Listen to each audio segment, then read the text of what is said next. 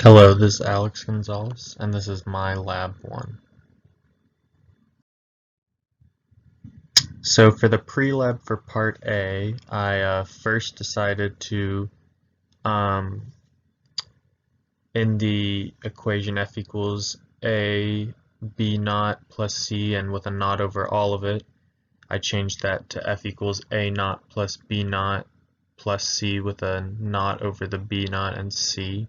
And then I put a naught all over that and said f naught equals that. And then I canceled that out in the end by using an inverter in my diagram. And as you can see, I go A to an inverter to a NOR gate, and then I did B to an inverter to a NOR gate, C just to that NOR gate, and then that B and C NOR gate goes to the one with my A, and then after all that I use an inverter to get the output. And through this, as you can see, that's my truth table for it. And if I wrote a check next to it, that just means that in my experiment, the output that I got was what I found in the truth table. And this is what I did for my part B. I did the A to a NOT to the NAND gate, and then B to an inverter to a NAND gate. I did C just straight to a NAND gate, D to an inverter to a NAND gate, both of those NAND gates to another NAND gate, and then all of that to the output. And as you can see in my truth table, just like the other one, every single one of the outputs that I found in the truth table ended up going to correctly in the lab.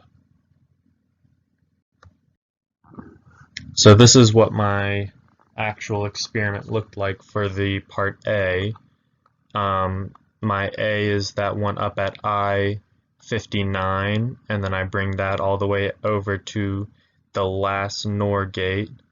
B is at J57, and then I bring that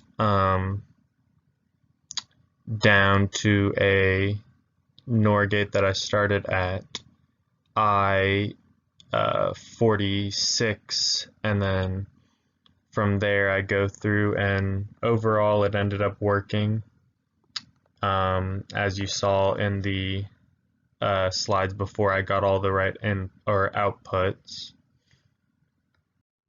And then here's mine for experiment B. It's a little bit more jumbled, but overall I had less problems with this one than I did with part A. This one worked the first time, but part A ended up taking some troubleshooting to get working and give the correct outputs. But I used 3 NANDs here, and you can see, and 3 NOTs, and you can see the NOTs running from that top board to the second board, and overall they all come back to my MyDAC.